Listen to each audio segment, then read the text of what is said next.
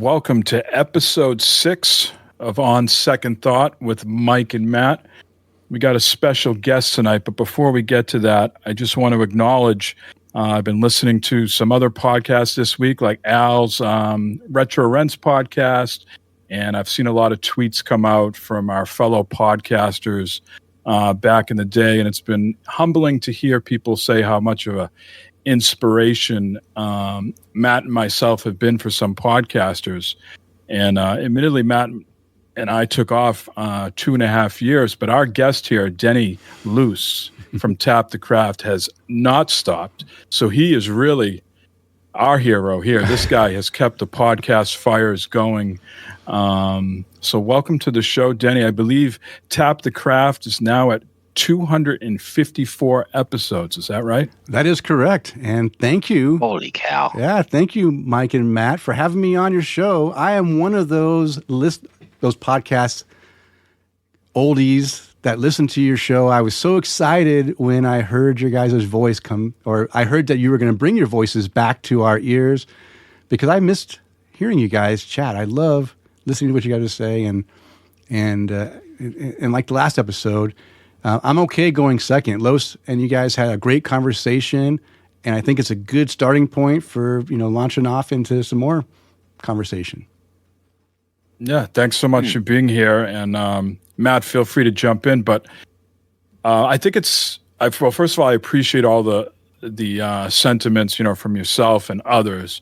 I think something that I think we all could be better at as humans, right, is in the moment letting people know like how important. I don't think, Matt, you correct me if I'm wrong, but I didn't think that we had such an impact on people. Like before we were recording today, we were having some technical issues. Denny said, well, Mike, you're my hero when it comes to podcasts. It's a little facetious maybe.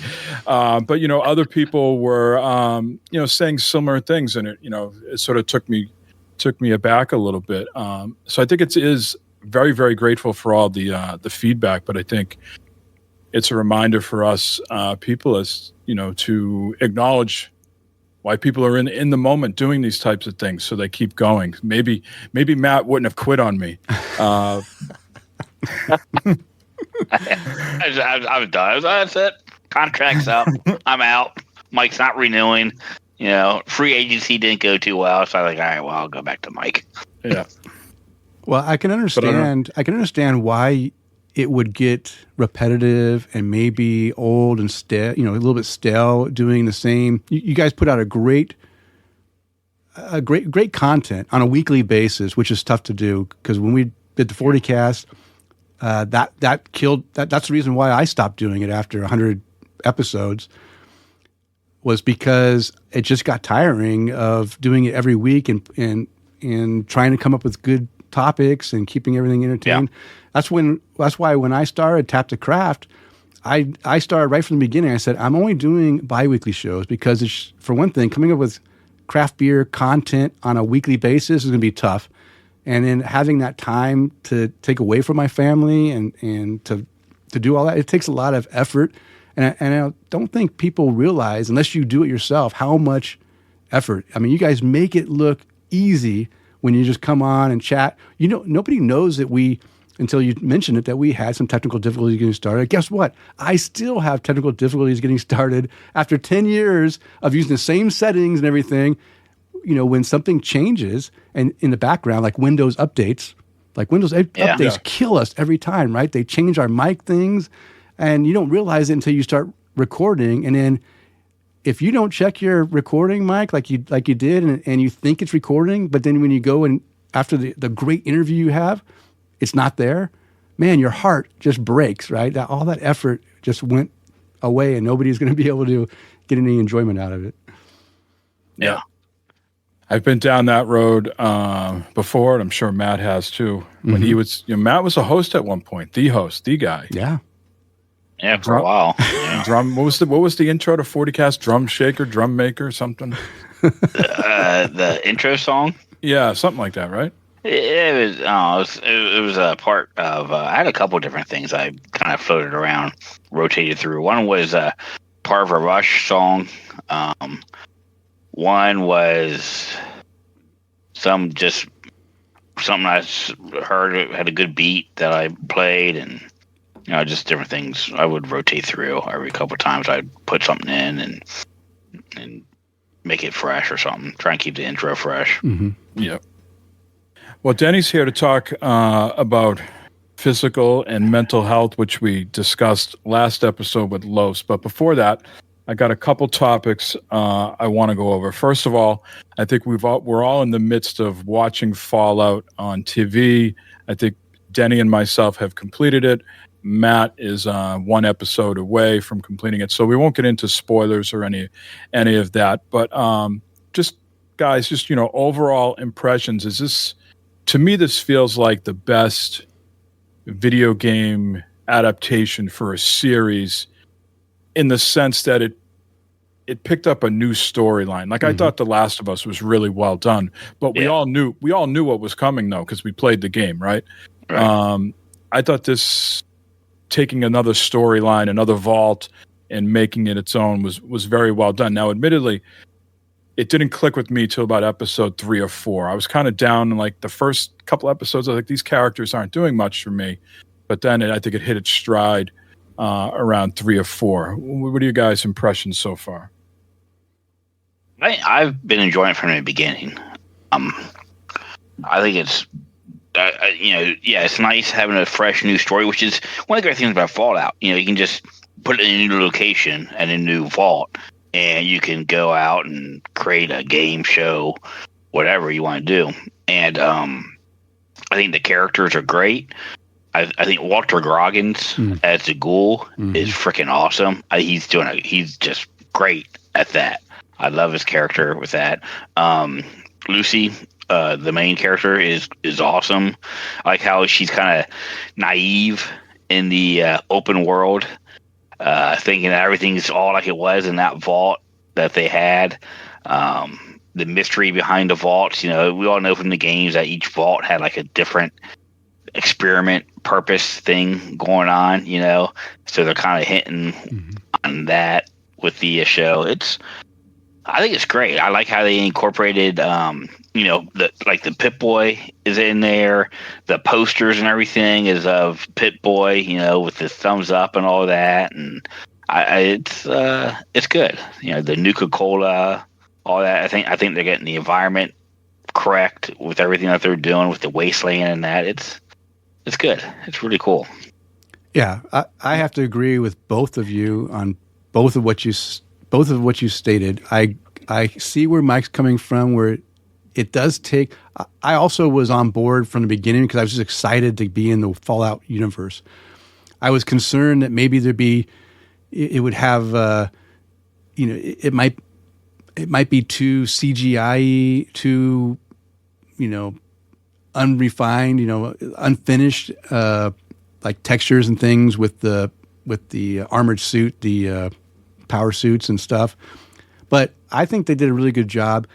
I think the lull in the beginning for me is just trying to understand where the story is going. But they did a really good job of calling back to before the current time and kind of leading into the background stories of the characters and how they got to where they are and what's going on. My favorite character, I also love the naivety of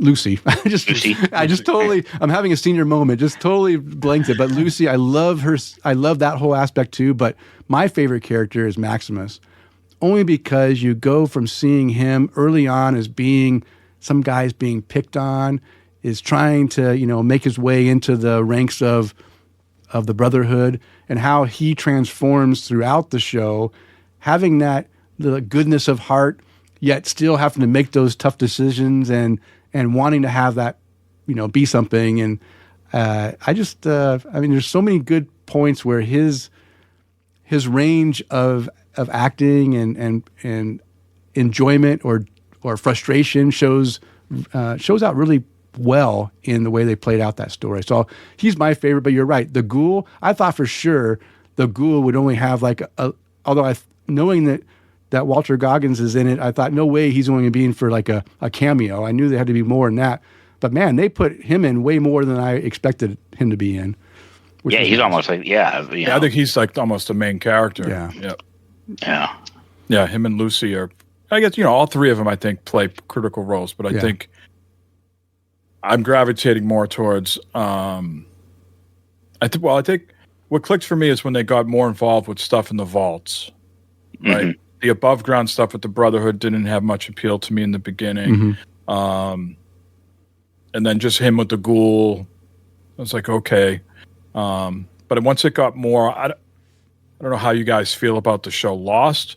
Once it got a little like that with the vaults and the mysterious part of it, is when it sort of piqued my interest a little bit. Yeah. And I thought the way they wrapped everything up was really good. So no spoilers there.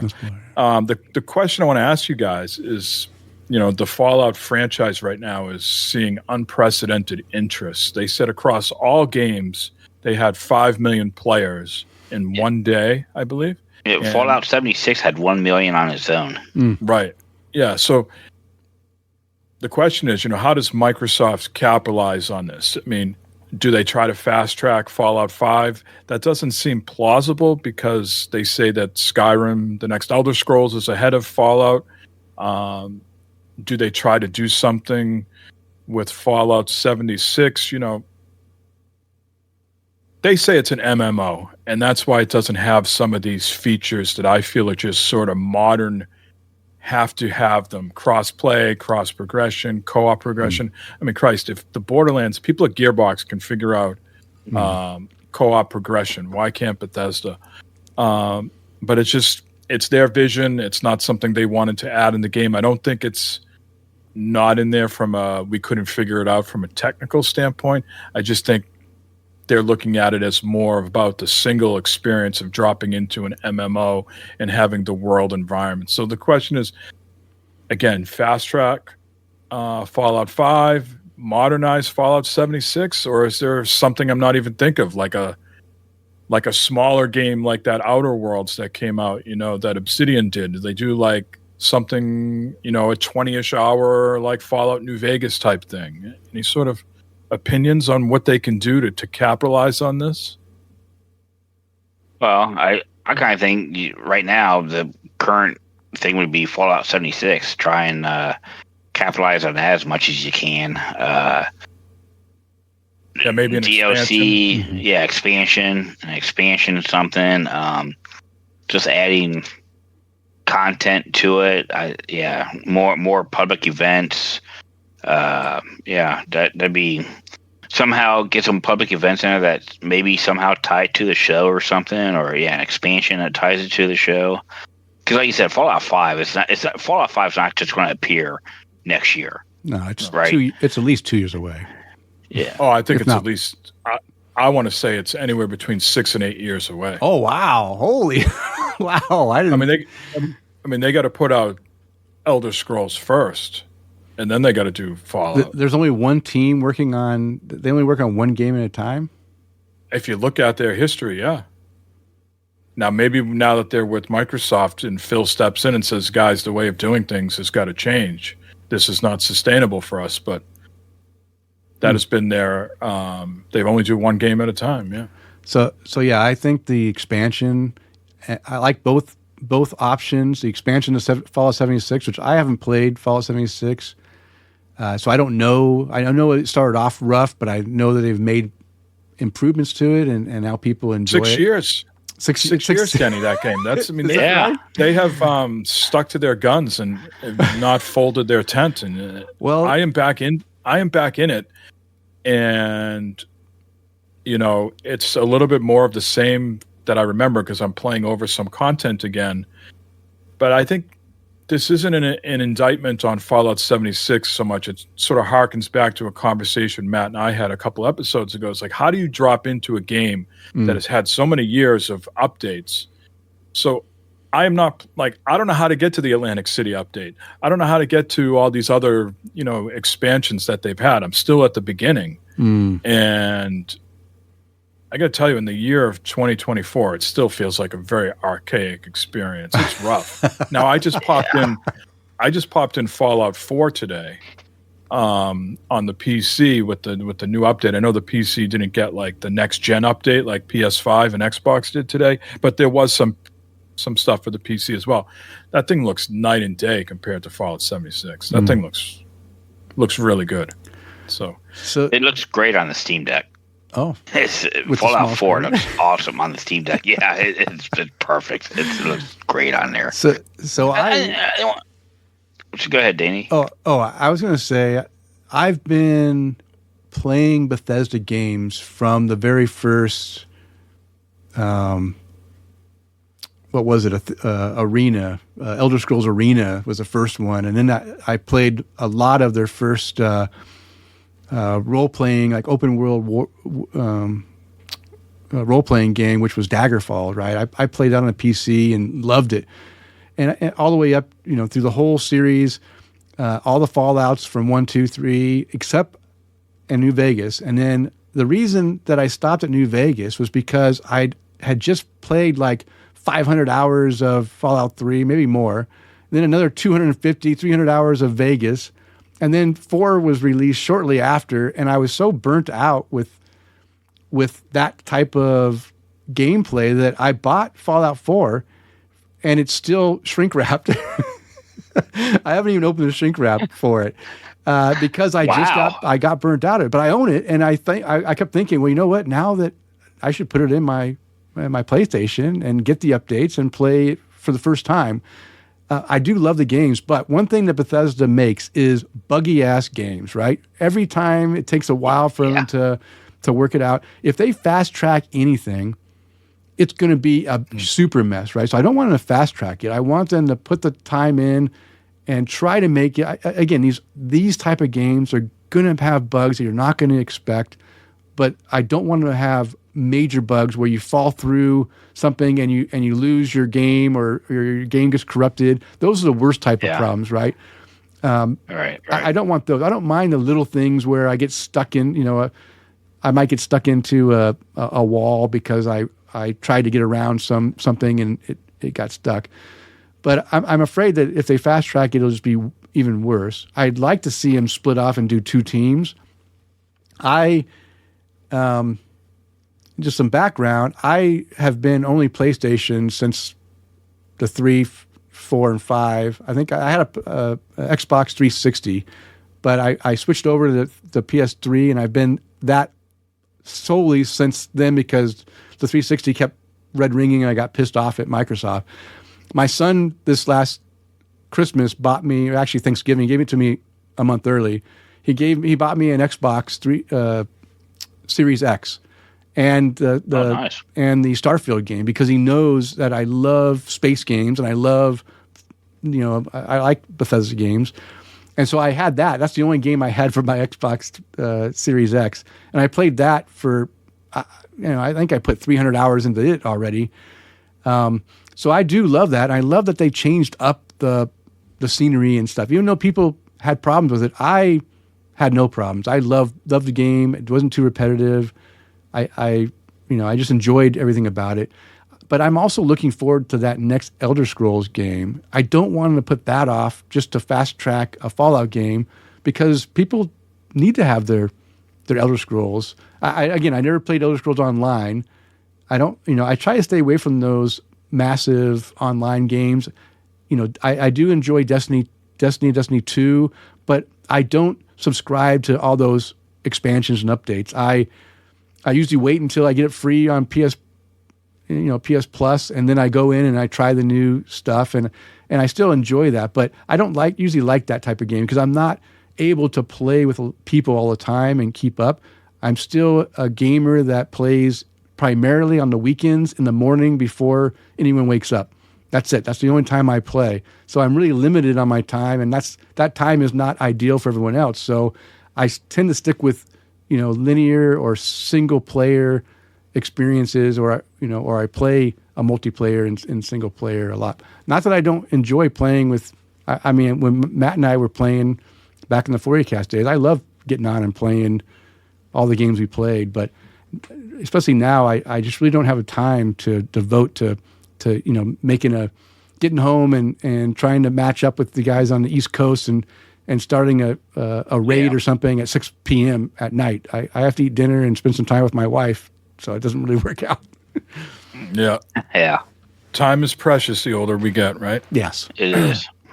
So before we get into the what we want to talk about tonight, I need you guys to indulge me for a minute. Everybody familiar with David Letterman and his top 10 list? Mm-hmm. Yes. Yeah. All right. So I just came back from a week in South Carolina, and I've come up with a list here of observations, and you guys feel free to chime in. I don't want to be, Denny's a very positive guy, so I feel bad about being negative about some of this stuff. Denny is like a ray of sunshine. It is a ray of sunshine. Okay, the glass is not just full; the glass is overflowing.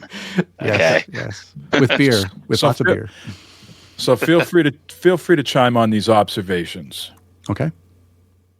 Motorcycles and golf carts with radios. Oh, I hate them. Can we please do away with this? Yes. On the way home from South Carolina, we were somewhere like in between Baltimore and DC, and this notorious black biker gang was next to us called the Thunder Guards, who were like part of the Pagans. These are like real deal 1%ers, right? Yeah. And I had to chuckle because what are those Harleys, Matt, that are like, got the suitcases on the side? Like a road king or something like that. Yeah. So they got these Road Kings, and they got these what are those glasses that all the women are buying these days? What did you put the water in? Stanleys. They got Stanleys, and they got the Road Kings, but they got their cuts on it, and they were all playing different songs on their radio, and they were in pairs of twos. And we went into this tunnel in Baltimore, and it was just reverberating everywhere. And then I'm on the beach. We were staying in Surfside Beach in South Carolina. Golf carts everywhere. You can drive golf carts there within a 4-mile radius of your house. Everybody's got a radio on these things, just blasting, Blaring, yeah. Yeah. What you guys, thumbs down on those, right?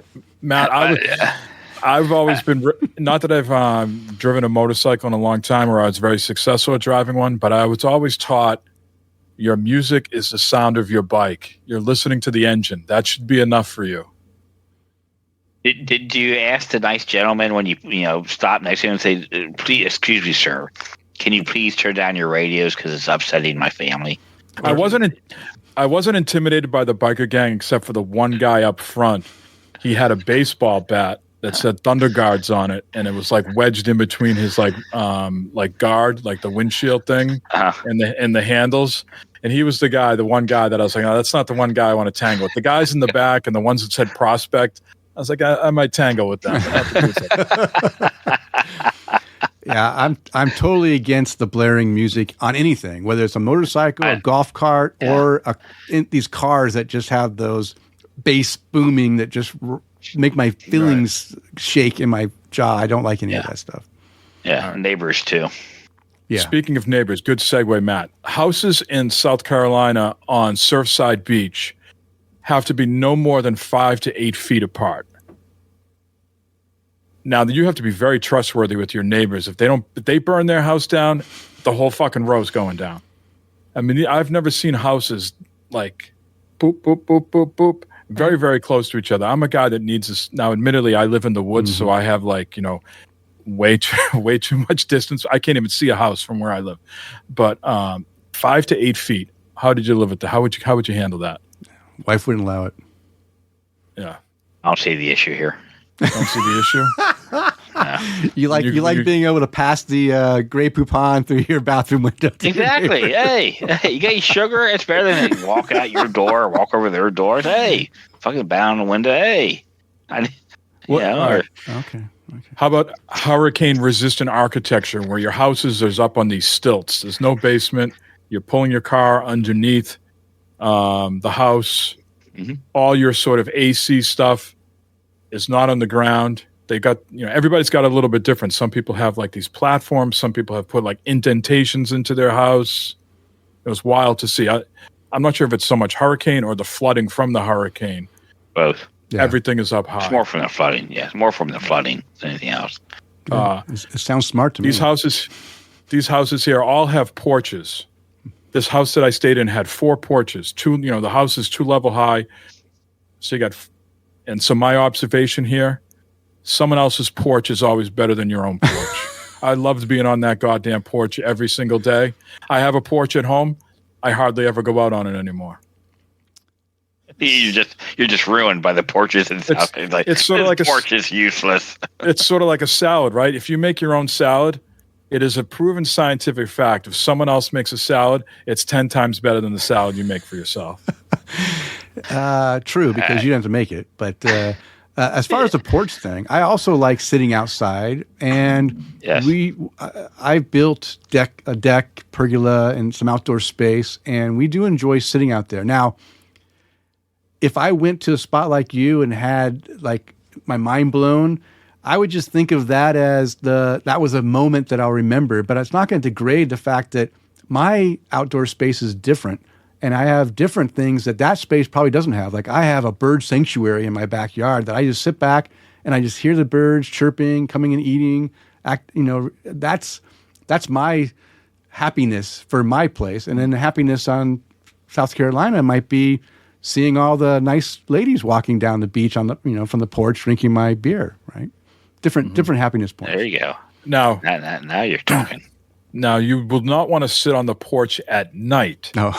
They have a sewage treatment plant not too far away.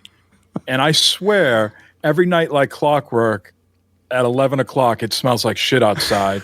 And then when you get up in the morning, it smells like burnt firewood. So, Matt, as a civil engineer, are they burning something to get that smell down? Because I'm like, I thought there was like a bonfire out on the the sand. I'm looking for it in the morning. There's no bonfire. There's nothing. But every night it smelled like crap. Every morning it smelled like a bonfire. I went to Google. They said there's some sort of sewage plant, treatment plant that everybody's sewage gets plumbed to. They run in, they do whatever at night, and they do something to kill off the smell. Hell of a thing. They're probably burning off the methane in that and covering up with ash, coal ash or something like that from local power plant or something like that, throwing that in there, mixing it with it to try and help with the smell as much as they could. But the reason why they do that at night, though, is because most people are in bed. Mm-hmm. Right, yeah. And so, you're sleeping through it, and in the morning you wake up, it's like, would you rather smell the wood in the morning or smell poo while you're sitting there on that nice front porch drinking coffee, and all of a sudden it's like, oh, who let one? All right. People in South Carolina have no sense of humor. That's true. We played some mini golf, right? And these 4 or 5 guys, as we were leaving, showed up, and they brought their own fucking clubs, their own putters. And I said to these, sometimes, even though I don't drink anymore, I sometimes have that effect. Like I get very lucid and just free with my words. And I look at these guys and I looked them right in their eyes. I said, fellas, I've seen a lot of shit in my life, but I've never seen anybody bring their own clubs to mini golf. They were not thrilled with me. I had to like laugh and go, aha, I'm just kidding. Like quickly left, right? 2 seconds later, we're in the parking lot ready to leave. And there's some guy with a Celtics shirt on, like a hoodie, like crossing the street. And I had my Red Sox hat on, I yell out the window, go Celtics! The guy looked at me like I was the biggest asshole ever, like gave me this like dirty look. And then turn around, I had no sense of humor. I have these sort of calisthenics, stretching exercises I do, and the wife gets very annoyed because I got 5 minutes of free time. She's not ready to go yet. I'm in the driveway out there doing them or whatever. And she starts laughing. There is this guy who's got to be 80 years old behind me, mocking me in the driveway, doing the same exercises that I'm doing. You ever see like that guy, like that GIF where the guy's like got the things, the things around his arms to help him like stand up, and he's dancing and he throws them to the ground. I love that thing. Yeah, I love that. That's my favorite GIF. That's what this guy looked like. And he was like doing like my exercises. And so I looked at him. I was like, hey, start now. I got to get limber. Loosen up. I was mocked by an 80-year-old on my own vacation. That's perfect. All right. Riding a bicycle in jeans, Matt. What is your take on this? I've seen a lot of people on the beach, elderly people, older people, but they're probably cold, so I'll give them that. So they probably had their long pants on for that, but I'd at least put sweatpants on, or some like a tracksuit or something. Yeah. But Denny, spandex all the way. Denny, are you okay with this, riding bikes and jeans? I'm okay. I'm okay with it. Yeah. Now, if it's blazing hot, no, you probably should put some shorts on. But if you are a lot of chafing, if you have exactly if you have a lot of baby powder in there, but you also have to remember that as the older you get, your skin gets thinner and you're more susceptible to not only burns but getting skin cancer if you don't have things covered. So that's a problem they might be trying to. Let me ask a question. If the skin gets thinner in certain areas, does that mean it's more sensation? That's a different podcast. Last one. Something for Tap the Craft. Last one here. And it's not necessarily South Carolina, but it's something, the house I was staying at. I am not a fan of toilets with the fucking buttons. Give me an old-fashioned handle. With the two buttons? If I'm on the crapper, and I'll just put this out here now. I'm a two-flush guy. I got a lot of PTSD from killing friggin' toilets and having them overflow. So I am a two-flusher. All right? The crap goes down, then I wipe my ass. That's how I operate, right? I need the handle right there so I can get flush one down. If I have to go back like this and feel around where those fucking buttons are, I'm losing. Literally, I've already lost my shit, but I'm losing the next shit. You know what you need, Mike? You need like a custom toilet with like a slot machine lever on it, where you just that would be awesome. So, I know many people do this, so I'm not alone. But when I buy a property, I check to see how the toilets, what the flush is like. You know what I mean? I can't buy a house with a weak flush. You can adjust those inside the bowl and stuff, but yeah, they're starting to make toilets now where when it goes through, it's got a blade in it. It's got a built-in mulcher. Awesome! I need to get one of those. Yeah, there's warnings like some people. I would never do this. Okay, but apparently some people stick their hand down there to try and unclog it. No. Okay, which that's a don't. But now there's like a thing with your hand with with them slashes through it because they got blades in there that will compost it up. Yeah, I mean, yeah. Massachusetts loves their septic system. So last two houses I've been on, I'm on septic. So yeah, I mean, probably better for your system. Less to break down. It's already kind of broke down, mushed up a little bit like a mashed potato. Yeah, just kind of. All right. Well, that's sort of my top 10 there. Denny, I was going to say, give us your analysis of the last show, but maybe after what we just talked about, you can give us your analysis of how crazy some of us are. But no. We're all crazy. We're just different levels of crazy. Yes. Yes. Yeah. So no, and I guess to get serious here, Matt and I felt the last episode was pretty good. Mm-hmm. Probably about as raw and as honest and as non-gaming as we get. It sounds like you listened to that show, so maybe you can give us your 2 cents of what you thought of the show and some of your. I'm sure you were listening along and thought your own thoughts, feedback, and then maybe take us through your own journey. And you've already given us the heads up that this might be a two-parter. So if this goes long, we can pause at some point and pick it up on the next show, because we know how Mr. Helmer gets. It gets to be late. He gets cranky. The slippers are probably going in the oven in just a little bit. So it's been a long day. Yeah, it has been a long day. That's okay. I can talk. I usually talk pretty fast. So as far as my assessment, I thought it was really well done. Each of you had very pertinent concerns and solutions to your concerns, or at least you knew what you needed to do, whether or not you were doing it yet or you were trying to do it. And I think that's good, because understanding your I don't want to say weaknesses, but your the things that Faults. your faults or your things that you need to do. That's the first step, is understanding, right? If you're in denial, you'll never get to that point.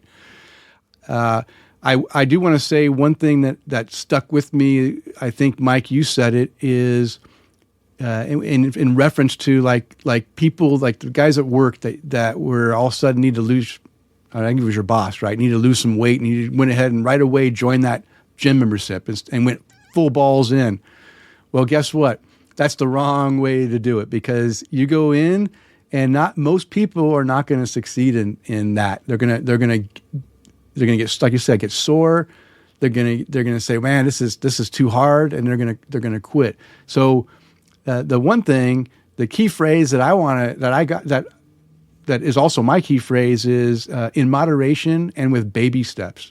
Everything is start off in small doses, and that's small doses in adding new things. That's small doses in removing things that you need to get better at removing those things out of your life. And then take baby steps. You're not going to get there on a sprint. Babies don't get up, just all of a sudden stand up and they're racing 1,000-meter runs and coming in first place, right? No, they take baby steps. And that's what everyone needs to do in their journey for better mental health and physical health, especially as you're aging. And I think the key, now not everyone, and also you guys are trying to, I think Matt was closest to my age. I'll be 55 in June.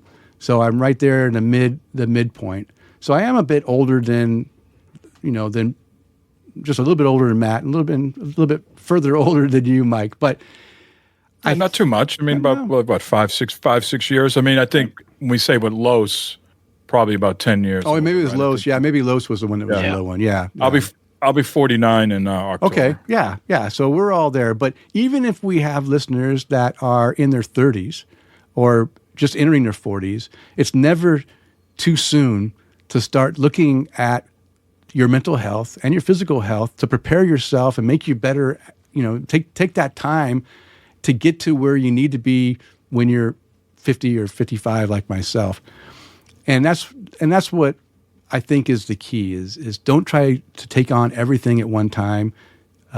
Pick something, work at it, make small increments in it, add something else when you feel you can handle that, and get those small wins, right? Those small wins will carry you on to go further and achieve bigger wins as you go. And that's the key thing that I think that everyone should take away from your conversations is understand, find, Luce knows what he needs to change. He just needs to go and change them now, right? Make those changes, work on getting the exercise, maybe eating a little better. And let me just go, again, I don't want to have Matt stay up too late. So let me go into some. Don't worry about me. I'm fine. of the mental health things. As you guys mentioned, I try to be positive. Now, everyone has some, everyone is struggling. Everyone has their own struggles, and people keep those struggles internal most of the time. And most people don't see what's on the, they see the bright side of the moon. They don't see the dark side of the moon. Everyone's hiding from everyone else, and that dark side usually doesn't come out until something either drastically happens to shift that dark side up, like an eclipse happens, and all of a sudden that dark side is being shined bright, or you just reach you build up enough of it where you just have it's too much for you to handle. So it's like the best thing to do is to try to understand the issues and find ways of working through those issues. And I found something that helped me. I know when I was doing the 40 cast, I know, and this was only, 10 years ago, 12 years ago, I was working a lot. I was working 60, 70-hour weeks. And the stress of my job was very high. I was traveling a lot. I mean, even until COVID, I was traveling twice a year to Israel, doing a lot of traveling and spending a lot of time away from home, and that wears on your body and your mental state as well. And the stress was always very high. I dealt with a lot of high level stress, and that wears down your body. So the key is to try to reduce your stress level. And there's a lot of ways of doing that. And one of the ways that my wife had been bugging me for 30 years, and I neglected this because I thought it was the stupidest thing ever until COVID era happened, and I needed to do stuff to help remove the stress because when I got COVID, it affected my lungs and my heart, and the extra stress was adding more to my health issues, and I needed to stop that. And the thing that she finally got me to do was to try meditation. And I know meditation isn't for everyone, and I know that people think it's hokey pokey, and I thought that for years until I just finally swallowed my pride and I started doing it. And it took about 2 weeks of doing it every day that I started to feel different. I started to feel the stress roll off of my head and my tension in my body. My mind started to become more clear. My mental clarity was better. I wasn't quick to trigger off of something because I was already at my limit trying to deal with all the crap I have to deal with. And what it does is it helps recenter your whole mental and your heart and your breathing and your circulatory system and I do like deep breathing meditation. And I do it every morning for 12 to 15 minutes alone, a quiet area. I clear my mind the best I can. It's hard to clear your mind, but you need to figure out how to clear your mind to get to that state where your mental state is a lot clearer, right? And it really does help your heart rate. When I started doing the meditation, my heart, I always had good blood pressure, but it lowered from being, let's say 117 over, 72 down to like 106 over a little bit higher, over like 77. I lowered it quite a bit just by doing meditation. And I found that I was able to go into work in a high stressful environment, and I was able to handle that added stress that's being put on me without reaching the limit and coming home and being depressed and having anxiety and taking it out on my loved ones and kicking the dog or whatever. And so I just want to put the suggestion out that that one mental health thing that helped me control my inner balance was some meditation.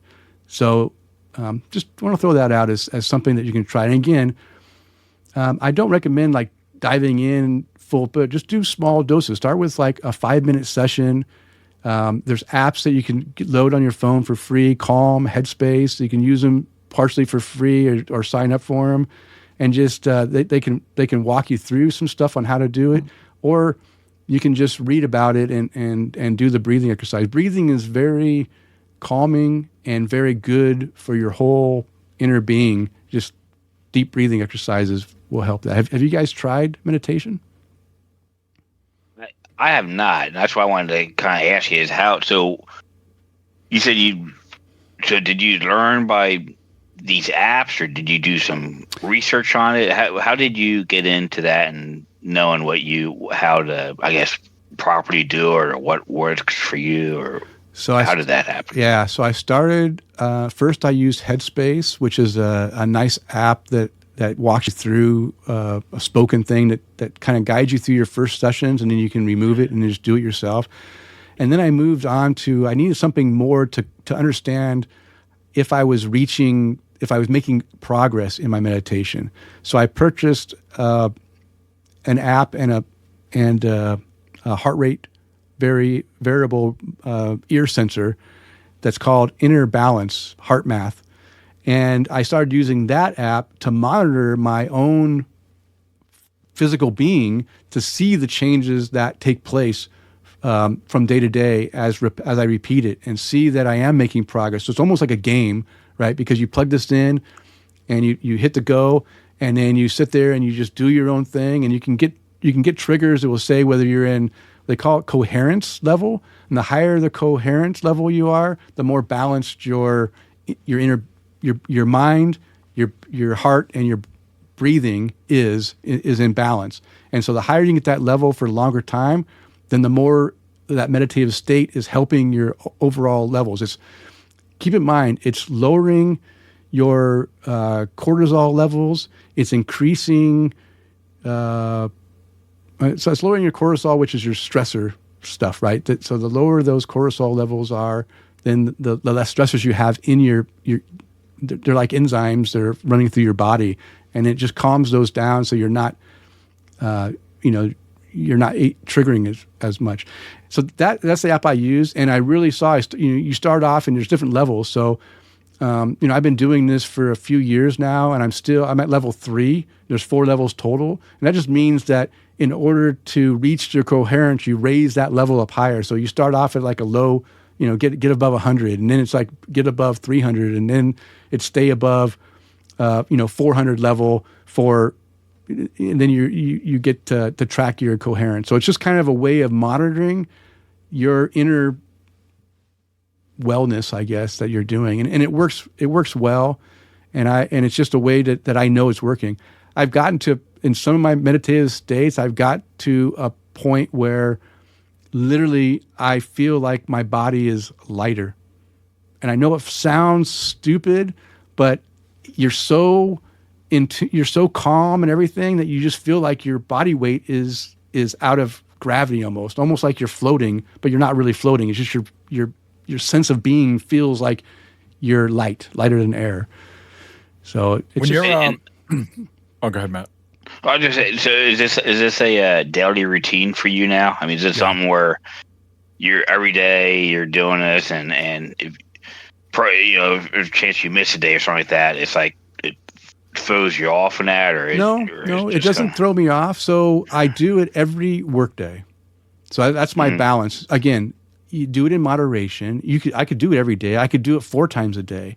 My moderation for this is I do it once a day during the beginning, before I go to work. So I have my morning routine, and I get up, I do my shower, I come down, I take my vitamins and stuff, and then I go over and I sit down in a quiet spot and hook my monitor up and turn my app on, and I start my breathing thing. And I do that for the 15 minutes, and then I'm done. And I do that on my work days, and my my treat to myself is I do it during the work days that I have the most stress put onto me, and then I take the weekends where I have less stress put onto me, and I don't do it. So it's like a balance between the two.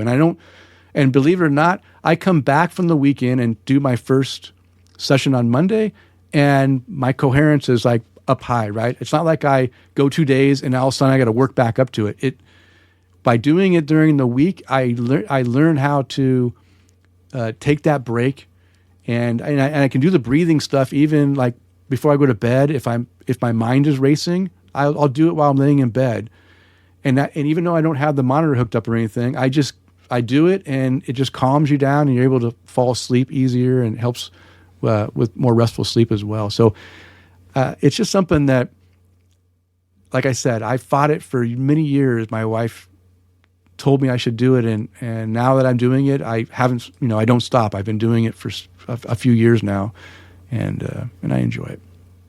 Did you try any other before you got to this place with meditation? Did you try anything else, or were you just like white knuckling the stress and just dealing with it? Like, what I'm trying to ask is, did you go to therapy, long walks, group sessions, talk to your boss? Was there anything else that you attempted along the way? No, I swallowed it all. The way that I dealt with stress was to find outlets that got my mind off of my stressors. That outlet, one of those outlets, is podcasting. It's planning, getting ready for a show, planning it out, doing all that prep work, getting my mind focused on something else besides the things that deal with the stress. Now, did it relieve the stress totally? No, but it was able to clear my head enough that I wasn't struggling to sleep, and I wasn't doing that. So believe it or not, podcasting over the last 12, 13 years is one of my outlets that I still do today, because it's an outlet that just gets my mind off. it's a hobby, right? It's a hobby that I have a few hobbies. That's the other thing is that, you should, one of my other mental things is I spend a lot less time because at work, I have to spend a lot of time on a computer. When I'm away from work, not doing work, I don't spend any time hardly on screens. I'm not dug in my phone all the time. I'm not, like I said, I only play my video games in the mornings on the weekends, and that's it. I don't, I do come home and I'll watch some shows with my wife because she enjoys watching shows, but I don't, focus on screen time as much. So that helps me spend time doing other things that, I do a lot of, I know, Mike, you took up reading. I read every day. That's part of my routine in the morning to get me ready to go tackle on everything is I lose myself in a book. And the books that I read range from science fiction, fantasy, biographies, autobiographies of people, self-help books, science, real science books, things that can help me in my job. I read that stuff to get, again, to help clear my mind and get my mind on something else besides what I'm going to do that day. Because what I used to do is when I wasn't at work, I was still thinking about work. That stuff never left my mind. I'm in bed trying to fall asleep and I'm just running over the stuff I'm going to do the next day to get ahead, right? And guess what? You never get ahead.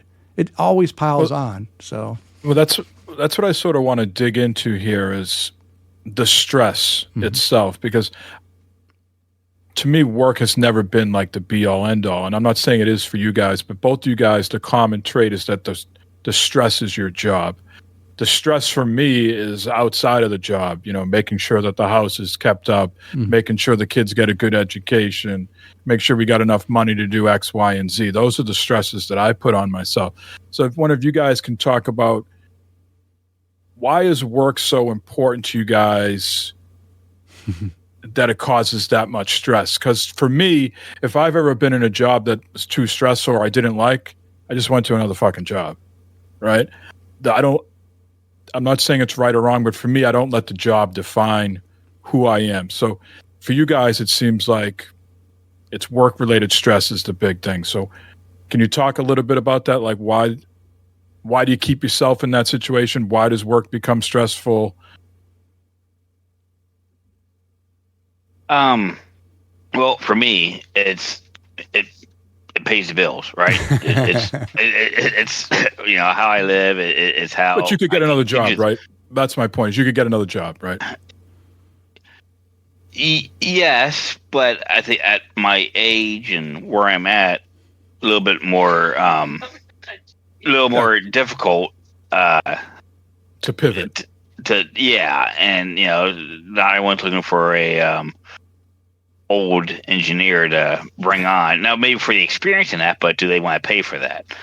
Most companies are looking to start young and get someone younger than that. So there's that aspect of it, just a little bit more difficult to maybe get something else. So there's stress there. But that, like we talked last week, or in the last episode, sorry, just the pride in that and what's going on and what's happening and everything there. So Barb's listening in right now. You don't want to let her down, of course.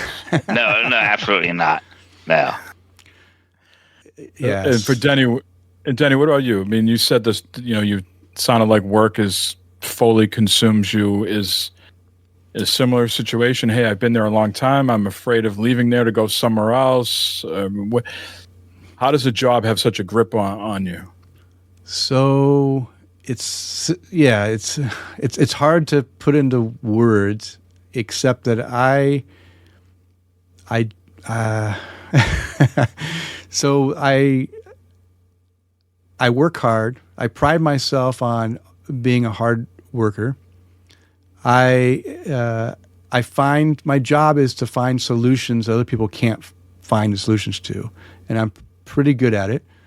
And I'm always being tasked with harder and harder solutions, but I find that a challenge to be able to solve those problems for my customer. And in turn, I get the satisfaction that they're pleased, and it just makes me feel better. But there's always, there's always these higher priorities that they put on us as supporting the customer, that they have deadlines and they have needs, and so that it's that pressure that of getting it, finding a solution in a timely manner and having the solution be the right solution for them long term, and not be something that we provide them and then they have to come back to us later because it wasn't good enough, right? So I pride myself on providing the right solution and the correct solution that doesn't need to be revisited again. So because I'm a hard worker, I also I have trouble saying no, and I end up getting a lot more. Basically, I do like 3 full-time jobs. I wear the hat of 3 different people, and because I've done that for so long, and I've asked to have these jobs put on to someone else or to bring someone in to take them on, and it's just not happening, right? And I could be forceful. I could leave. There's no reason why I couldn't leave. The problem is I enjoy the work. I enjoy the challenge, and I enjoy the people I work with. So, and you've been there sorry to cut you off, but you've been there a long time. Would that be fair to say? 27 years with the company. So, and I mean this as a compliment. Don't take it as not, but I'd say the two of you are throwbacks. Yeah. It is very uncommon these days. It's more like my father's generation and my grandfather's generation to work at one company their whole life. So my father got out of Vietnam and he worked for, the local power company that had changed many, starting out as like a meter maid guy, going to all the way up to like a person who caught people stealing electricity, right? He worked my grandfather got out of World War II, drove a truck for John Morrell, which is like a meat company. Yeah, and then he was a salesman for John Morrell and was very successful. And when he retired, they retired his route and everything like that. But both of my, father figures in my life worked at the same company for a long time. So that's I'm saying you guys are more like throwbacks, where people that I work with now, if you've been at a company 6 to 8 years, that's a long time. I think the longest tenure I've ever had, I worked at Constant Contact. Maybe you've seen their ads on TV. I worked for them for 8 years. I worked for Chase, the big bank. I worked for them for 6 years. And I just move on, a lot of times, do I want to move on? No, but sometimes, the company gets acquired and you just not really happy. I worked for a smaller company and then Chase bought us, and I was just like, this is getting too corporate for me. They wanted me to relocate to like Arizona or Florida, and sure as shit that wasn't happening. No way. So I have respect for you guys, staying in one place, but boy, I'd love to see the both of you get that. It sounds like, Denny, you've made some great strides getting that stress off you, and Matt, it's something that you got to think about. Between the both of us, I have found therapy works well. Denny's got the meditation. Maybe try one of those, or come up with your own solution to sort of get, like Denny says, it affects your internals, right? Your inside. It can wear your body down. So Either that or just masturbate 24/7 and see if that cures it. I heard that relieves the stress too. So again, we're back to the chafing. Yeah. So let me quickly talk about the next thing that kind of goes both with mental and physical health that has helped me as well, is exercise. Right? You mentioned exercise in the last show, but it also, exercise can release those endorphins and those what do they call them, serotonin, enzymes and the stuff in your body that provides pleasure. And so it doesn't have to be exercise that you just go out and kill yourself, right? Just getting out there and getting the muscles moving, getting that motion, getting the heart pumping a little bit, outside enjoying the fresh air, enjoying the wildlife, the birds. Like I said, I get so much satisfaction just going outside and listening to my birds, right? I can drink a beer out in the porch and just feel so calm and relaxing just hearing the birds. But exercise can really help with your mental ability by releasing those positive things. And that's what, you look at, like, I know Matt knows Alfred from the Gamer Gaming Husband. Husbands. Yeah. Gamer I don't know if Husbands, Mike, yeah, are yeah. you familiar with Alfred and the Gaming Husband? I'm familiar with Gaming Husbands. Isn't that is that Lefty? Lefty Brown. Yeah, Yeah. Lefty And which one called the guy you used to always write into? I'm thinking Show Enough? Show Enough. Yeah, I was Show going to say Enough, the guy yeah. with the cars. Show Enough. Yeah, yes. yeah. Yep. So Alfred, in the last 5-6 years, has just gone way, like, head Incredible over heel change. into working out and physical thing. Now, that's the extreme. How did he get to that extreme? Because he found this euphoric feeling of when he started doing it and feeling that feeling. He just wanted more of it. I was in that state 5-6 years ago. I was working out 5 days a week, and what kept me going 5 days a week of working out was the fact that I just got these endorphins just pumping in me, making me feel happy, and I just wanted to keep trying to up my goal, the next thing. And I did that for 5 years, and I felt great, right? It kept me in good shape. And it wasn't until COVID hit that it kind of killed me on my exercising, and I basically had to take a year and a half off, because every time I'd exercise, it would knock me out. I'd be out of business for You really? So a day and a you half. got saying during the COVID I got time COVID, you got yeah. COVID. You got COVID. So I got COVID twice. I got it before it was like released in February of 20. Before it was like really, My father got it in January of 2020. He's never recovered. So we got that, and it didn't hit me that hard. It wasn't until December of 2021 when I got the second time that it knocked me. It did something to my heart and my lungs and my whole ability to transfer oxygen through my body. And I was, for 6 weeks, I was like, could hardly move. And then I finally felt like, okay, now I'm feeling like kind of back to myself. And I started to exercise. And I was only doing twice a week at that point. So I went from 5 days a week to twice a week. And after I would do it, it would be like 3 days before I could get the funk out of me, right? I was just like dead tired and drained, fatigued. And I did that for a couple of weeks before I realized it was the exercise that was doing it. I'm like, wait a minute, something's wrong with me. I can't exercise like I was before, even partially, right? Hey, maybe this COVID isn't so bad. I got a doctor's note here that I can't exercise. Who says this is a bad thing? I don't have to go into work to see people, and I don't have to work out. Yeah. Fuck, why can't there be a pandemic every 4 years? So it was Like just the Olympics. a year ago. There you go. Yeah, it was just a year ago that I was able to get back to exercising. But I've cut back my exercising to 2 to 3 times a week. About 3 times a week I do it, and I don't go as hard as I was before, but I'm still able to get that blood circulating, keep the cholesterol and the stuff, from clogging my arteries and keeping it flowing through, and still getting that euphoric feeling. I don't go to work out, and even if it's 2 or 3 days a week, I still come home, I go do my workout, and I feel good, right? I was like, you know what? I accomplished it, and I get a good workout. But that can help your mental state as well as your physical health. You have to keep your body moving. You got to keep the blood pumping through you. And I don't want to make assumptions, Denny, but just looking at you, have you always been a somewhat of a slender guy? So you might get like skinny fat, or like the dad bod they say. Yeah. So I've always had I have a light skeletal structure, right? So my bones are kind of smaller. So I've always been smaller for my height. I'm 6'3".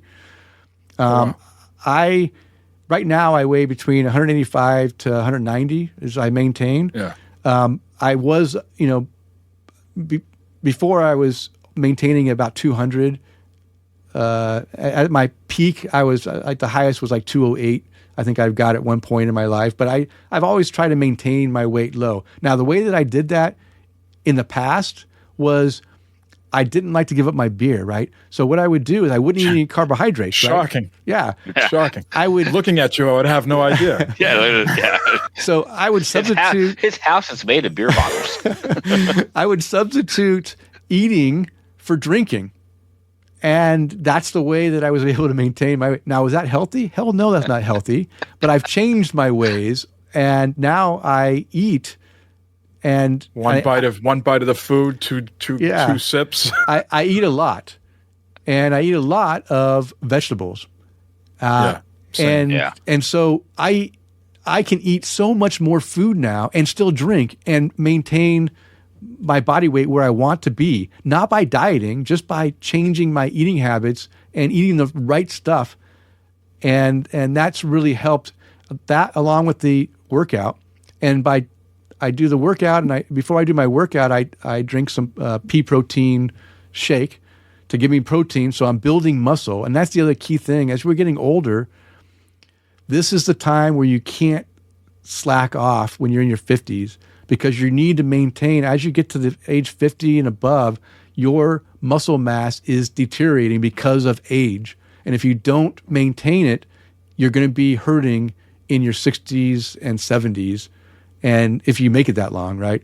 So I was going to say, I don't want to scare Matt here, but he knows all too well. 50s, I hear, is like if you can get through your 50s as a male, you're almost guaranteed to like get into your like 70s, 80s. Yeah. Right. Yeah. 50s is the scary time. It's when my uncle aorta ruptured in 2017, and he was just gone a day later. Yeah. Certainly, Matt, your brother was in his 50s, right? Yeah, my brother, my uncle. Yeah. Yeah. Yeah. It's so I just recommend my routine is I do 30 minutes of cardio per exercise session, and I do another 15 minutes of resistance band strength exercises. So I have the resistance bands. I don't have room to have like a gym in my house. I have an elliptical, and I have my gym's right behind me. Yeah. So I use resistance bands, which actually do a pretty good job of not like building like big muscles, but keeping the tone and building some muscle as well. And I'm finding that is helping me maintain my muscle mass so that I'm not losing that muscle mass. So I'm right now, I'm nearly 55. I'm probably in some of the best shape of my life, just in the fact that I'm doing a well-balanced, I'm taking care of my mental state. I'm taking care of my physical state with the exercise, the bit of a strength exercising I'm doing, and I'm taking care of myself through my eating. Because as we kind of hinted about before the show started, I found out the hard way that food can kill you. I never thought in my life that by eating stuff, it was actually going to kill you. But I mentioned to you guys, food nearly killed my wife. And it wasn't, it was through her recovery and understanding that what was hurting her that I learned that don't take food for granted. What you put in your body is either going to build you or eventually break you. And that's what I've taken to heart. And I want to just give everyone my take on the things that you really need to add into your diet at the earliest stage possible and maintain it. And that's eat more fiber-rich foods, right? Eat those vegetables, those plants, those things that have high fiber. Don't take Metamucil. Don't eat it. Don't take stuff just to get unconstipated. Eat stuff that makes you not constipated, right?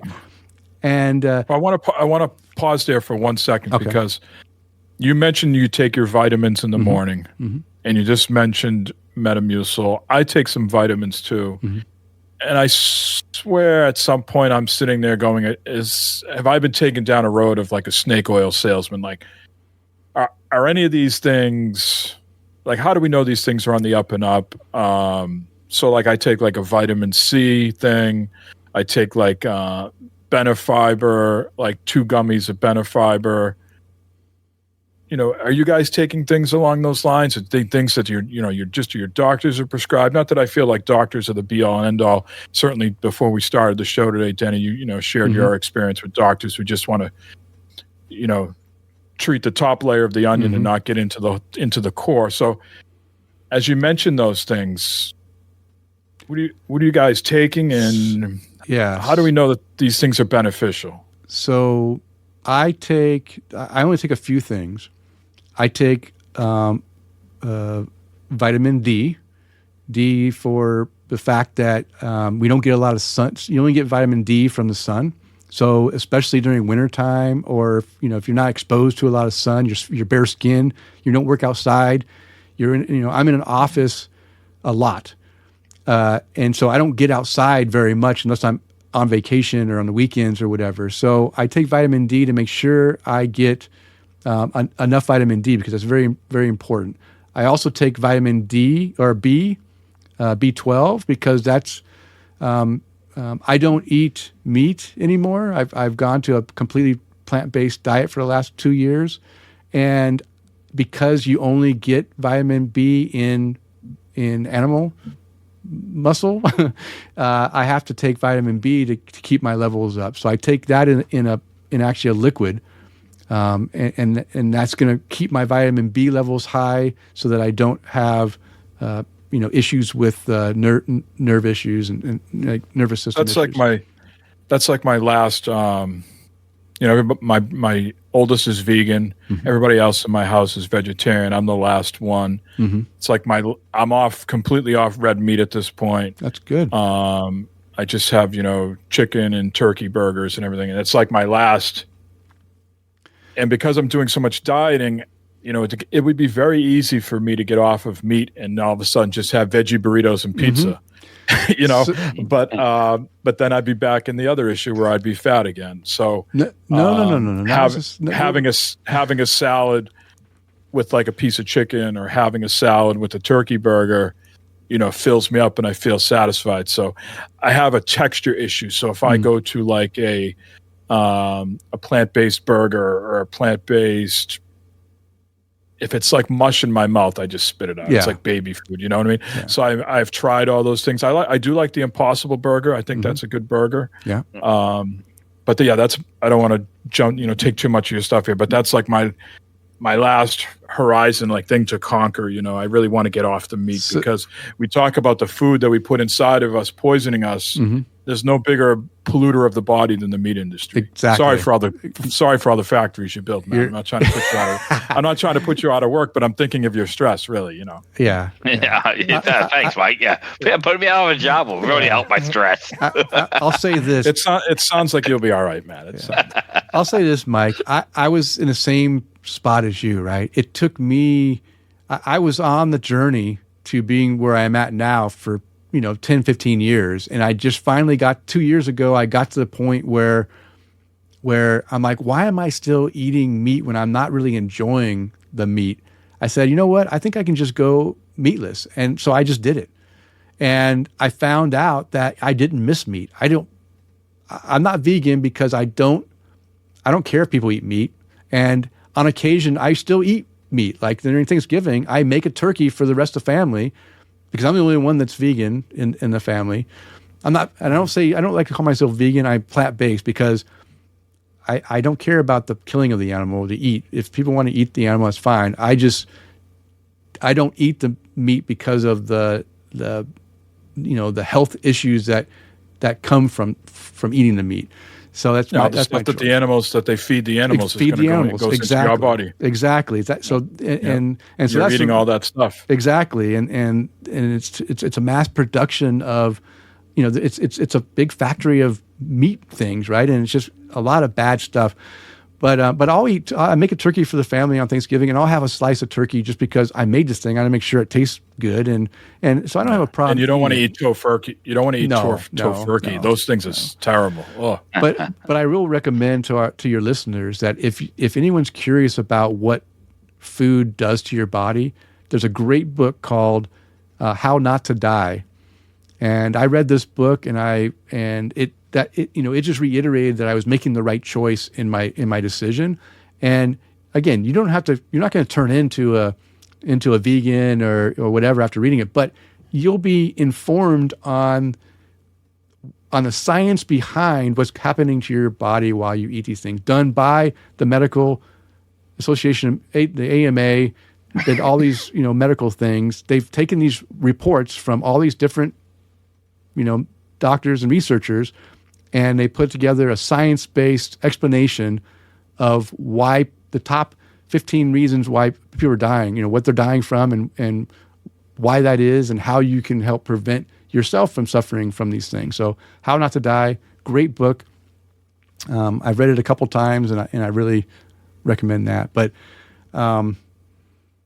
yeah, it took me a long time to get to where I was, but I don't miss it. And I eat a lot more than I ever ate before.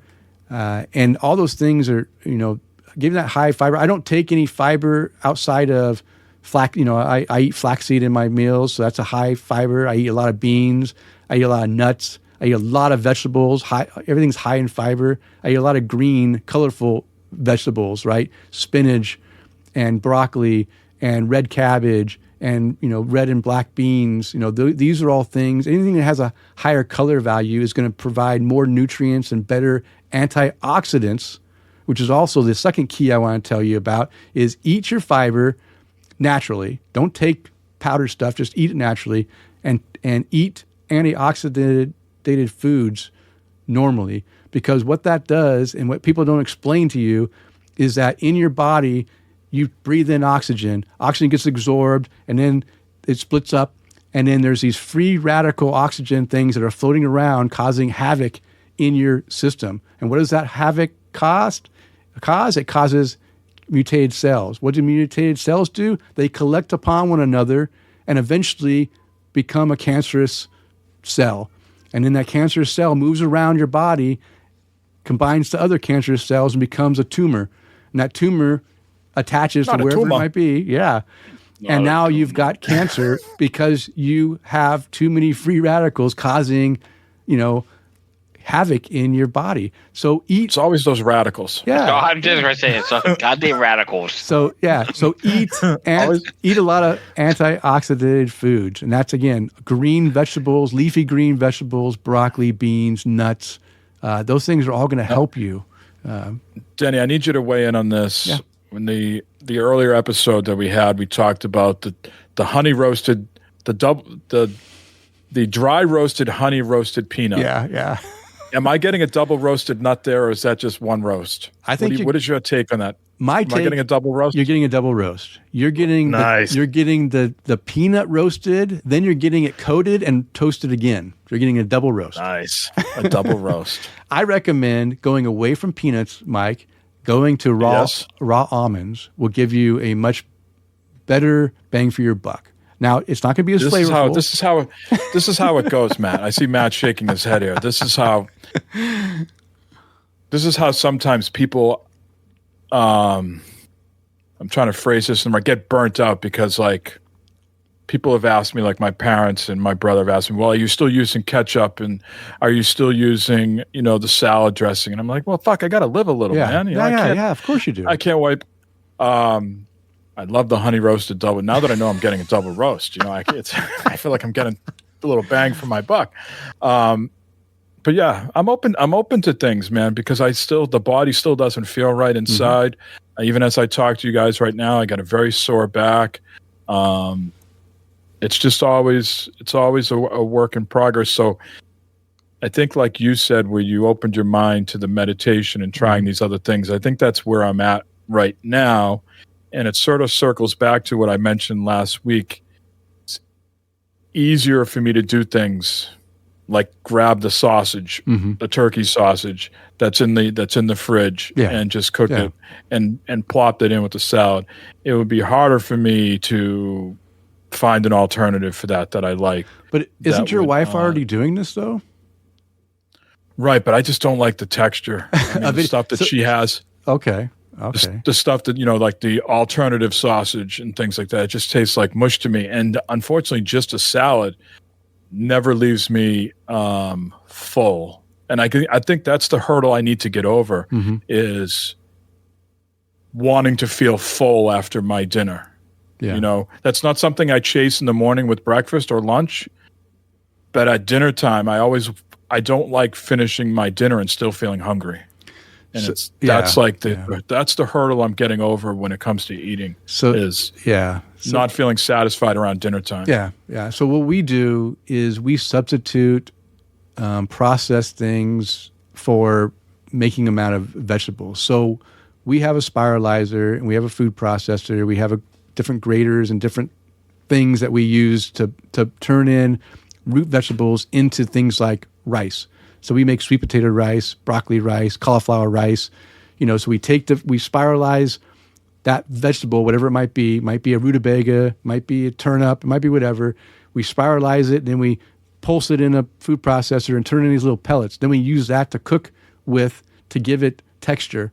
And different type of root vegetables will give you a different type of texture. So it substitutes for rice, right? White rice is just starch and simple sugars that just turns into fat, right? That's why vegans get fat, is they eat the wrong things, right? They say, well, I can't eat meat, so I'm going to eat rice and crackers and bread. Or a bag of potato chips. Bag of potato chips or whatever. And that just French fries. adds on. But if they did it the right way, because everyone, like you said, we don't have time. You're done working. You don't want to go and have to do this work. And that's the same thing that we struggle with, right? We can't. I mean, you certainly make it seem like it's like part of your routine now, and you've got over that mental hurdle. That would be, if I could be as honest as I could be, what you just described would be a big challenge for me to like. It's why you all just of a sudden pull that off. Yeah, that's why you don't do it for every meal. You pick one meal that you and your wife say, you know what, let's try this meal, and you find a meal online that's a vegan meal or a vegetarian meal, whatever you want to do, that looks appetizing to you and that is utilizing natural, vegetables, things that you make yourself, right? You're not just buying a box and defrosting it or frying it, right? You're making this stuff, and just do one night a week, right? Maybe a Saturday or Sunday where you're not working, and just do it together. And then when she gets more, when you're doing it together, then she may find things she likes that you like as well. And then now you have a shared meal that you can both one day a week make, and you'll get that one full, plant-based meal once a week. And that's all it takes, right? It takes, small steps. That's why I say baby steps. Don't try to go all out. Just pick one recipe one night a week and do it with your wife, because I know she's probably getting bored with the stuff she's eating, right? She probably wants to eat some new exciting meals, and we're always making new things to try to spice it up, because I get bored eating the same thing, right? You said do it with your wife. She's definitely bored in that aspect. Yeah. That ship sailed. Matt, Denny and I have been doing a lot of the talking. You've been listening. So any sort of thoughts, opinions, things that are top of mind for you to chime in on this stuff? Well, what you guys are talking about, it's a lifestyle change, right? It's not just a diet. Not a diet. It's a lifestyle change, Yeah. which Barb and I did quite a few years ago. Go ahead, Mike. Well, I think it starts out as a diet and then moves into a lifestyle change. Like Denny says, you can't go in with both feet. So maybe the first step is you cut out the whatever, the pizza or the burrito or the beer. Yeah. That's then it becomes a lifestyle. Yeah, it's so different from what we were talking about, slowing into exercising. It's the same thing, right? Yeah. You're slowing into doing this and that. And then, but I know I post a lot of pictures of my burgers and steaks and stuff. Yeah. Sarah comments on them all the time. Smash burgers. Look at what Matt's eating. But that's not an everyday thing. That's not an everyday thing, though. It's every other day. It's any day that ends in Y. But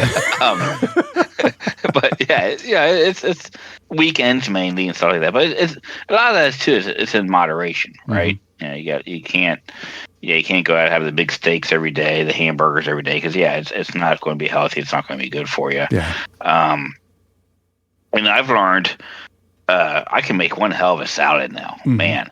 I go and I'll pre-cook up some chicken on the grill, season it in that, cook it up, dice it up, and every night I go in. One of my things, you guys talking about routines and what you do in that. One thing I do every night, the day before work, is I go in and I prep my lunch. So I make a salad. I cut up some carrots for it. I cut up cucumbers in it. I cut up cherry tomatoes for it. Prepper. Yeah. Yeah. and I've learned to make some really damn good salads. And I put the chicken on top. And then one thing I've learned to do, and people always laugh at me and kind of, what in the hell are you doing?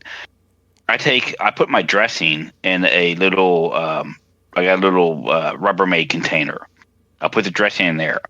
I dip my fork in that, and then I go put it in my salad. That's I don't what Sarah does dump too. dressing all over my salad, so it helps control how much dressing I'm eating and stuff like that. And I don't need it on every bite neither. It's just I'll dip it in and then go eat my salad, and boom, and it's not drenched in dressing and all that stuff. Yeah.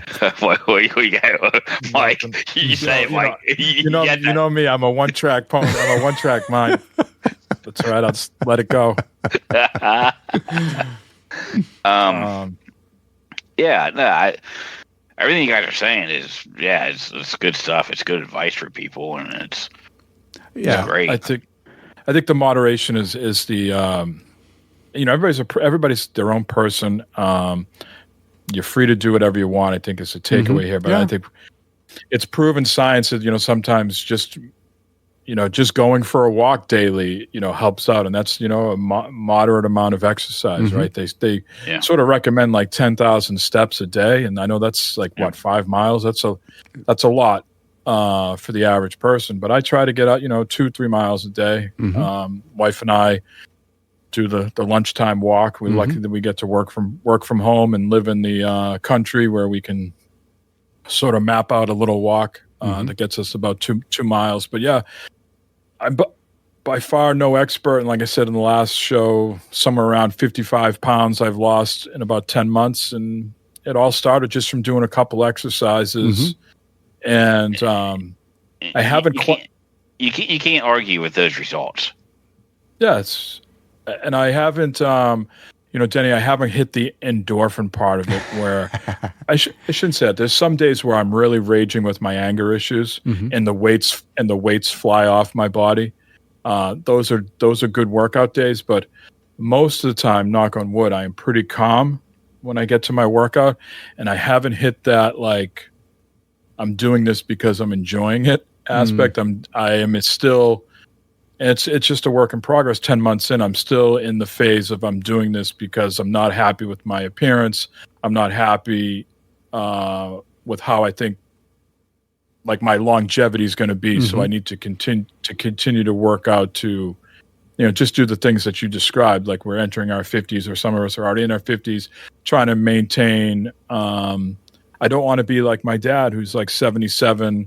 And just sits around all day and just, he's not obese like you think of someone who's, can't walk around, but, he's mobile, but he doesn't live a good quality of life. There's, same with my one mom. hand in the ice cream, one hand in the potato chips, that type of lifestyle, you know what I mean? I haven't hit the pleasure part of this where I'm like, wow, this is great. This is the best thing I've ever done for myself. It's still very much, I have to force my mind to do it every day. And knock on wood, I do it 6 days a week. Wow. Maybe that's the problem. Maybe that's the problem, Mike. You're doing it too much. You never can do it too much, Denny. If you've listened to me over the years, there is never too much. But it's all right here behind me. It's not going to a gym. It's free weights. It's calisthenics, and it's walking. If I had to go to a gym and deal with the populace out there and the machines and all that, there's no way I would do it. And I would probably have a little bit better results if 10 months of going to a gym and using all these machines and seeing a trainer. I would probably, maybe I would have lost 85 pounds or totally reshaped my body, but I just don't have it in me to deal with the people and all that. So I'm very happy with just my dumbbells, my weight bench, and calisthenics and walking. Yeah. And hopefully I can get on the bike. Hopefully I can, I got a nice Trek bike that I bought several years ago that just needs air in the tires, and hopefully my fat ass can get on that And, I've done a lot of calisthenic works to like strengthen my hips and shoulders. So I'm hoping when I can get on the bike, I'll reap those rewards. Because when I used to get on the bike before working out, it's just like, I'm going to get on this bike and lose weight. Within 5 minutes, my hips would kill me. Yeah. And hopefully I've strengthened those and I can go on for a nice bike ride now. Yeah, that's the key, is building up that strength, and don't get to where your motivation should be not being like your father, right? My motivation is to not be like my mother, who, same thing, 77 years old, and she basically, her exercise is getting up from her recliner and going to the bathroom and back to the recliner. Basically, that's it. That's all she does, and that's not a life. She's existing, not living, and that's not. That's they're not just for us. sitting around. They're just sitting around waiting to die. Exactly. And that's not my. Those aren't words that's coming out of my mouth. Those are words that come out of their mouth. Mm. Yeah. They have sort of lost their will to live. They don't want to do anything. They did all their traveling in their 40s, 50s, and 60s. My mother has really bad arthritis, like my grandmother had, and it's hard for her to get around. And they have no desire to go anywhere. They're just sitting there waiting. Yeah. Well, I think you'll get to a point when it doesn't become, because right now the exercise is work for you, right? You're thinking this is work. I'm doing this instead of doing other things you might want to do, and that's true. That's what everyone thinks, right? That's what I think when I first start. But sometimes it's just I just get onto the bike or onto the elliptical, and I do those first couple steps, and then I feel, I just get this burst of energy that says, you know what, I'm going to try to beat my high score or whatever, my highest, calorie or heart, maintain my heart rate. My goal is like, I have a heart rate, maintenance that I want to do. So I try to maintain my average heart rate to my entire workout at a certain level based off of whether I want to just do cardio or if I want to do fat burn or get it up to the peak. Now, I used to get it up. Is there a setting on there that says "Don't die, Mike"? Because that's usually what that's. So I used to do. That's usually the setting I'm going for. Well, before I had COVID, my goal was like I maxed it out to where I'm pushing my heart and everything to the max to where I'm about to blow up. Right. I've learned that that's not where I'm at now. I now maintain the cardio to the fat burn, the cardio ratio up there. That's where I maintain it. 135, 140, up to 140, beats per minute. That's why I maintain it, and then I'll go and do some spikes where I'll get up to 150 or whatever. But I know that I've already, my system's already been weakened from that virus, and I don't want to push it too much, and then end up dying of a heart attack because it just gave out, right? So, but I do get that. I do get that push where I just want to either beat my last score or do something, just get a good workout. I get that. I get that in like other areas of my life, like with the music. Mm-hmm. When you write that good song, you want to push yourself to write the next best song.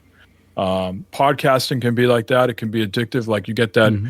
That rush from doing a really good episode, and you can't wait to get back in front of the mic and do again and see if you can get a better. I have to get to that point though with the exercise. Yeah. For me, it's still slow and steady wins the race. Yeah. Right. I'm not after beat anybody's score or my last score. Mm-hmm. It's just about getting through the 30 minutes of on the bike and not feeling like that I just died. Yeah. But you gotta see the results, Mike, though, for what you've gone through, and that's gotta make you feel good of everything that for exercising that, and it's gotta be a motivation for. Yeah, I do, and I think there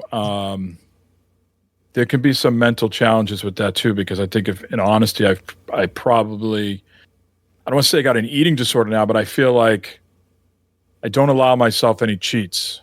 Like really, like even when we were in South Carolina, like they went out to breakfast a bunch, and I'm sitting there having a chopped salad, right? Having a salad at like 10 in the morning, and they're having like pancakes and stuff.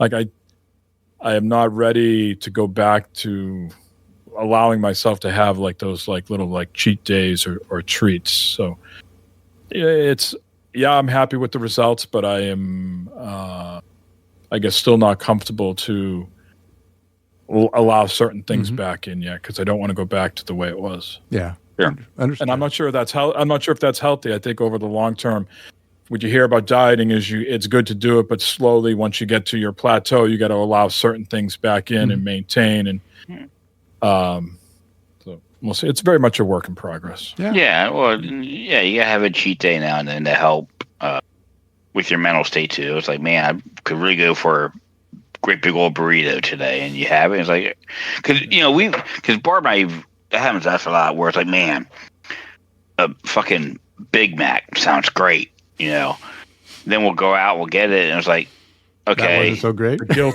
that wasn't afterwards. as good as what. Yeah, it's like, okay, and then we're good for like, I don't know, 7-8 months, where it's like, all right, well, that's good for us for a while. Yeah, because it just wasn't. Yeah. They go out and have Mexican. I go with them, and I get like the grilled, chicken salad, fajita type done chicken that sits on a salad. I'm fine. I'm happy with it. I'm at peace with it. I think I even mentioned in Bad Fodder Figures many times, like the 5-minute satisfaction of having the nice piece of bread or the burrito. It wears off. It's just that instant gratification, but where does it get you in the long run? Yeah. Mm-hmm. All right.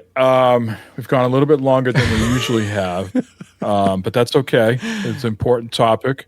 Denny, let's talk about Tap the Craft here, and we can wrap this up. Like I said, you're on episode 254.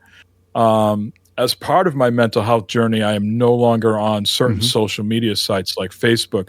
I used to catch the show live on Facebook. How is that working for you? I know that we had, with Bad Fodder Figures, had some good success with Twitch. Are you finding the same thing with Facebook? People are watching and tuning in? Yeah. It's I'm not a big Facebook fan. I never was on Facebook until my co-host Chris said, "Hey, we need to have a Facebook presence," and he said he'd take care of it. So I signed up for it for the podcast and let him manage it. And then I get on there every once in a while, and I'll make a post on the group, the Tap the Craft group page, and then we get on to record our episodes. So we release a bi-weekly episode on every other Thursday, and we record on the Monday prior to that release. And when we do the recording, we do that live on Facebook, so that people that want to join us can join in and interact with us, ask us questions, and we answer them, on the live on the air. And then they get to see all the stuff that goes on. Me getting up to go to the bathroom 5 times because I'm an old man and stuff.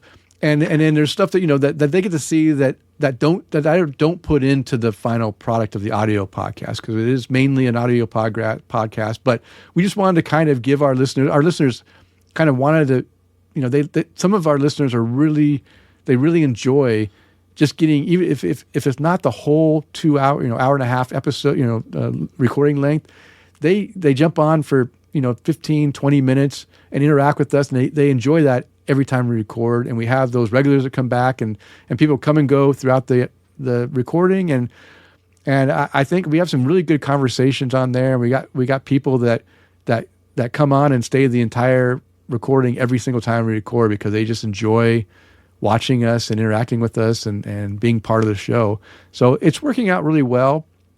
We wish that there was more apps that could link to it. So Zoom is easily linkable to it. So Chris, my co-host Chris, he has a dog training company, and for that company he has Zoom professional thing. So we can use Zoom, and we use that to communicate with each other. So this is the first time I've done Discord,